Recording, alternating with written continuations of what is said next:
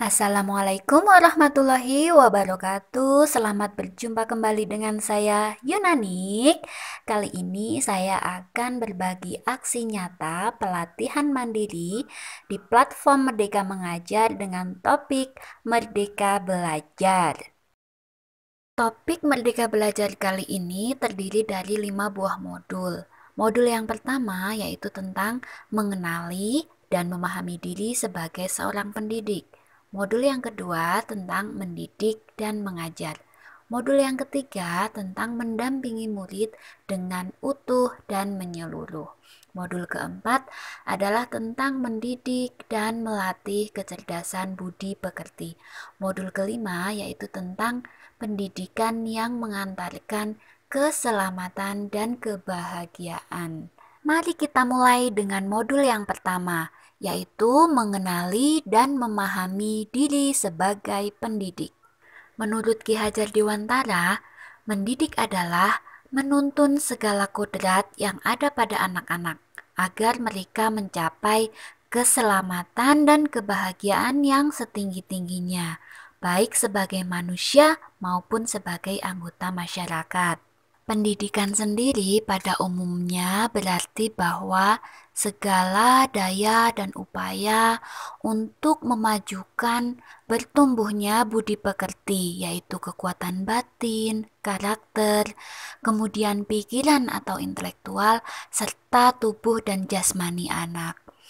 Tidak hanya materi yang kita ajarkan, tapi semua tingkah laku, tutur kata, perbuatan, dan cara mengajar kita akan membekas dan membentuk murid-murid kita. Seperti saat ini kita dibentuk oleh guru-guru kita yang terdahulu. Di zaman yang serba digital ini, anak-anak sudah fasih berselancar di dunia maya. Mereka lebih mudah mengakses informasi dari berbagai sumber belajar yang ada di internet. Kadang mereka sudah lebih tahu terlebih dahulu sebelum guru memberitahu. Sehingga di sini peran guru bergeser menjadi seorang fasilitator yang menyediakan apa yang kira-kira dibutuhkan murid untuk mencapai tujuan belajarnya. Selain itu, guru juga harus dapat menjadi motivator yang menumbuh kembangkan semangat belajar anak. Dan yang paling penting di sini adalah guru dapat menghubungkan anak dengan sumber belajar yang tersedia. Kemudian juga menghubungkan mereka dengan praktisi-praktisi sebagai narasumber belajar mereka. Bapak Ibu mungkin masih ingat ketika dulu masih menjadi seorang murid, guru seperti apa yang kita idamkan dan kita idolakan.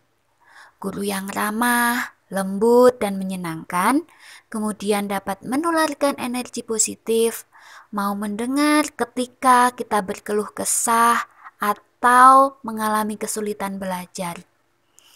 Namun pada saat ini, guru juga harus mampu beradaptasi dengan perubahan-perubahan yang terjadi di dunia pendidikan, seperti adanya perubahan kurikulum yang saat ini sedang kita pelajari dan akan kita terapkan di masa depan.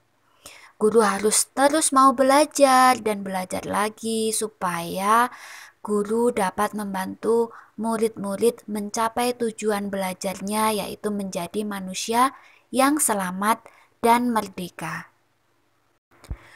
Pada modul 2 ini, kita akan belajar tentang mendidik dan mengajar. Mendidik secara menyeluruh. Menurut Ki Hajar Dewantara, pengajaran adalah suatu cara menyampaikan ilmu atau manfaat bagi hidup anak-anak baik lahir maupun batin. Sedangkan pendidikan itu sendiri adalah tempat menaburkan benih-benih kebudayaan yang hidup dalam masyarakat. Maka pengajaran adalah bagian dari pendidikan.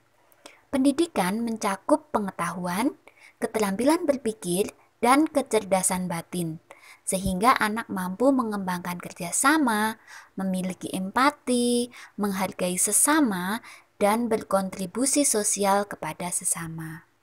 Pada zaman kolonial Belanda, sistem pendidikan menggunakan metode perintah dan sanksi, sehingga guru melakukan kekerasan kepada murid, seperti menghukum mereka yang tidak mengerjakan atau tidak patuh kepada guru.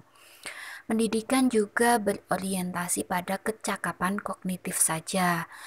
Sifatnya masih materialistik, individualistik, dan intelektualis, sehingga kemampuan atau kecakapan sosial emosional anak terabaikan. Untuk itu, KHD menggagas perlunya sistem pendidikan yang sifatnya humanis dan transformatif, yang biasa kita sebut dengan sistem Among. Sebuah pemikiran yang melampaui zamannya, yang sampai sekarang masih relevan. Dengan semboyannya yaitu Ing Ngarso Sung Tulodo, Ing Madya Mangunkarso, dan Tutwuli Handayani, yang artinya sebagai pendidik, di depan kita harus dapat menjadi contoh, di tengah kita harus dapat membangkitkan semangat dan kehendak anak, sedangkan di belakang kita dapat memotivasi, mendorong murid untuk terus maju dan terus belajar. Sebagai pendidik, hendaknya kita dapat memandang murid sebagai manusia secara utuh, yaitu manusia yang terdiri atas badan jasmani dan badan rohani. Menurut Ki Hajar Dewantara, pendidikan adalah segala daya upaya untuk memajukan perkembangan budi pekerti. Sedangkan budi pekerti itu adalah bersatunya cipta, rasa, dan karsa. Cipta yaitu kemampuan atau kecakapan berpikir atau kognitif. Rasa yaitu halusnya perasaan, karakter seseorang. Sedangkan karsa yaitu kuatnya kemauan atau kehendak. Bersatunya cipta, rasa, dan karsa ini akan menimbulkan sebuah tenaga atau kekuatan dan kesehatan jasmani anak, sehingga anak diharapkan dapat siap hidup baik sebagai individu maupun sebagai anggota masyarakat. Di modul 3, kita akan belajar tentang mendampingi murid dengan utuh dan menyeluruh. KHD mengatakan bahwa segala perubahan yang terjadi pada murid dihubungkan dengan kodrat keadaan, baik kodrat alam maupun kodrat zaman. Kodrat alam adalah dasar pendidikan murid yang berkaitan dengan sifat dan bentuk lingkungan di mana mereka tinggal, seperti lingkungan perkotaan, alam pesisir pantai, alam pedesaan, dan lain sebagainya. Pembelajaran hendaknya dikontekskan dan didekatkan dengan kodrat alam di mana anak tinggal. Kodrat zaman sendiri adalah bagian dasar pendidikan murid yang berhubungan dengan isi dan irama pendidikan yang terus bergerak secara dinamis sesuai dengan perkembangan zaman. Sehingga cara belajar anak saat ini berbeda dengan kita pada zaman dahulu. Zaman terus berubah, namun kebudayaan bangsa tidak boleh terkikis. Adanya pengaruh luar yang tidak bisa kita bendung, yang tidak sesuai dengan kebudayaan perlu disaring. Di era digital, murid hendaknya kita bekali dengan keterampilan abad ke-21, yaitu keterampilan berpikir kritis, kreatif, komunikatif, dan kolaboratif. Untuk dapat membekali anak dengan keterampilan-keterampilan tersebut, kita memerlukan sebuah asas yang kita kenal dengan asas trikon, yaitu kontinu, konvergen, dan konsentris. Asas kontinu artinya kemajuan kebudayaan merupakan sebuah keharusan lanjutan langsung dari kebudayaan itu sendiri. Sedangkan asas konvergen artinya adalah kebudayaan menuju arah kesatuan kebudayaan dunia atau kemanusiaan. Konsentris artinya kebudayaan harus mempunyai karakteristik dan sifat kepribadian yang menjadi pusat dalam lingkungan kebudayaan di dunia. Dengan membekali anak dengan keterampilan abad 21 yang menggunakan asas trikon sebagai prinsip melakukan perubahan pendidikan, maka kebudayaan Indonesia tidak akan tertinggal. Kebudayaan Indonesia akan terus berjalan beriringan dengan kebudayaan lain dan memiliki karakter dan ciri khas bangsa Indonesia. Kita sudah sampai kepada modul 4, yaitu mendidik dan melatih kecerdasan budi pekerti. Menurut Ki Hajar Dewantara, budi pekerti atau watak adalah bulatnya jiwa manusia, hasil dari bersatunya gerak pikiran, perasaan, dan kehendak atau kemauan sehingga menimbulkan suatu tenaga.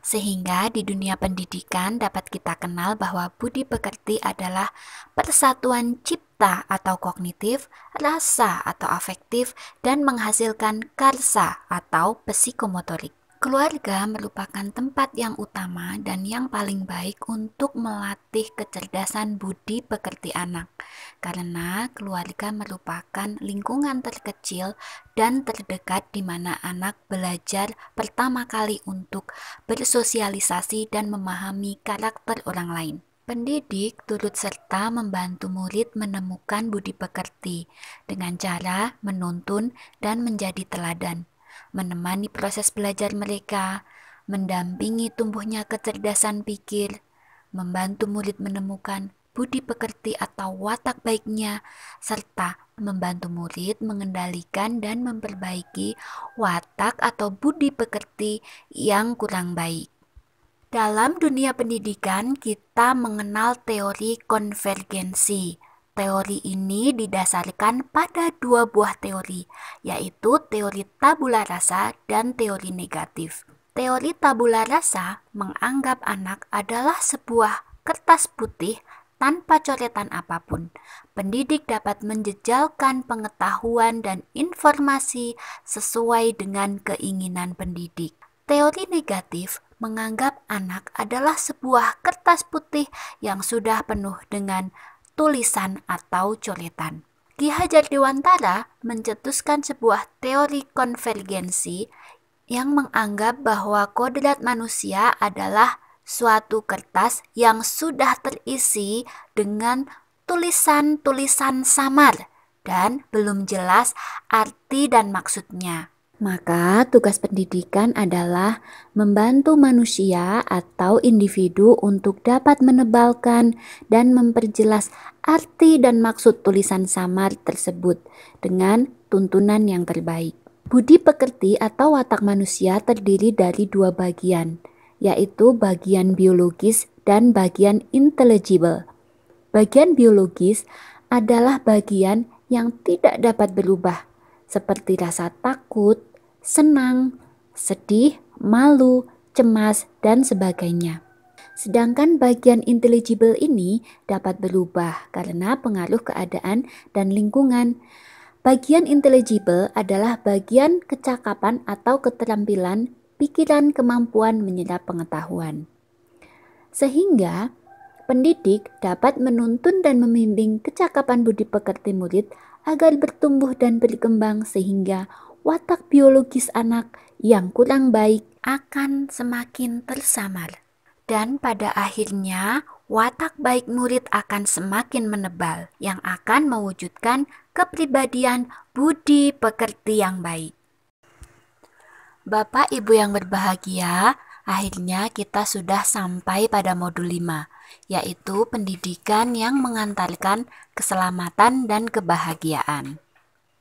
Pada dasarnya, fungsi pendidikan yaitu mengantar murid agar siap hidup dan memberikan kepercayaan kepada murid bahwa mereka mampu mengisi zamannya demi mencapai keselamatan dan kebahagiaan.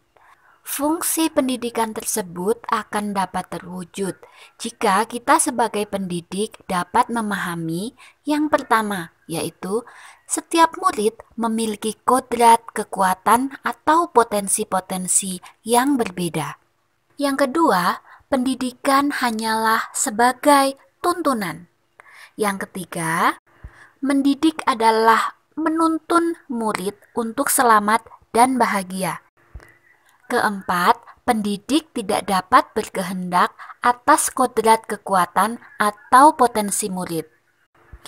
Tetapi yang kelima, pendidik dapat memberikan daya upaya yang maksimal untuk mengembangkan akal budi pekerti murid. Dan yang keenam, pendidik membantu mengantarkan murid untuk merdeka atas dirinya sendiri, untuk kehidupannya dan penghidupannya, memelihara dan menjaga bangsa serta alamnya. Ki Hajar Dewantara mengenalkan sebuah sistem among di mana dalam proses pembelajaran kita sebagai pendidik menekankan 3 hal, yaitu ingarso sung tulodo, di depan kita menjadi contoh bagi anak, ing madya mangun karso, bersama anak kita dapat membangun kehendak dan semangat mereka, serta tuturi handayani, yaitu di belakang kita dapat memotivasi, mendorong anak untuk terus belajar dan belajar. Sistem Among didasarkan pada 2 hal, yaitu kodrat alam sebagai syarat untuk mencapai kemajuan pendidikan sesuai potensi murid, serta kemerdekaan sebagai syarat untuk menghidupkan dan menggerakkan kekuatan lahir dan batin murid hingga dapat mencapai selamat dan bahagia.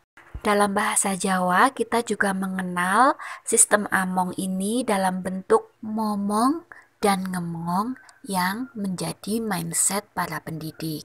Selanjutnya, kita akan belajar tentang Merdeka Belajar di abad 21. Ki Hajar Dewantara menyatakan bahwa tuntunlah murid sesuai zamannya. Di zaman yang serba canggih ini, serba digital, serba internet, murid dapat dengan mudah memperoleh informasi dan pengetahuan yang tidak terbatas. Lalu, apakah informasi-informasi dan pengetahuan yang mereka akses tersebut sudah sesuai dengan tahap perkembangannya dan juga sudah sesuai dengan tujuan belajarnya? Untuk itu, tentu saja murid perlu dibekali dengan kompetensi berpikir kritis agar mereka tidak begitu saja menerima informasi dan pengetahuan yang tidak sesuai. Selain itu, untuk menghadap tantangan-tantangan di masa depan, murid juga perlu dibekali dengan keterampilan kreativitas, komunikasi, dan juga kolaborasi. Kompetensi literasi dan kemandirian juga penting. Hal ini erat kaitannya dengan pola pikir pembelajar sepanjang hayat atau growth mindset, yaitu murid memiliki sebuah keyakinan untuk terus berkembang dan berprestasi dengan berusaha secara maksimal. Dengan demikian, penerapan pembelajaran yang memerdekakan anak yang kita wujudkan dalam pembelajaran berbasis proyek diharapkan dapat membantu menuntun anak untuk mencapai kompetensi-kompetensi yang dibutuhkan di abad 21 ini. Upaya selanjutnya yang dapat kita lakukan untuk mengantarkan murid mencapai keselamatan dan kebahagiaan adalah dengan menciptakan lingkungan yang mendukung pembelajaran yang memerdekakan murid. Pada prinsipnya, pembelajaran yang mandiri dan kontekstual yang sesuai dengan karakteristik dan keadaan atau kekhasan di daerah murid kita berada. Di sini murid sebagai pusat pembelajaran, sehingga anak mampu menentukan tujuan dan kebutuhan belajarnya sendiri, menciptakan lingkungan yang kondusif serta menyenangkan bagi anak. Kemudian kita juga mendorong anak untuk lebih banyak bertanya, bekerja sama, dan bergotong royong, sehingga kita dapat membantu murid untuk mengembangkan kepekaan terhadap lingkungan sekitar dan memajukan bangsa dan negaranya. Selain itu, peran serta orang tua, sekolah, dan masyarakat yang kita kenal dengan Tri Sentra Pendidikan juga sangat menentukan masa depan anak. Guru bersama orang tua membantu murid untuk menemukan dan memiliki budi pekerti yang luhur, yang dapat mengembangkan rasa sosial murid di lingkungan di mana murid berada. Yang pertama, keluarga yang merupakan lingkungan pendidikan yang pertama dan yang terpenting di mana anak mendapatkan dasar pendidikan budi pekerti dan sosial.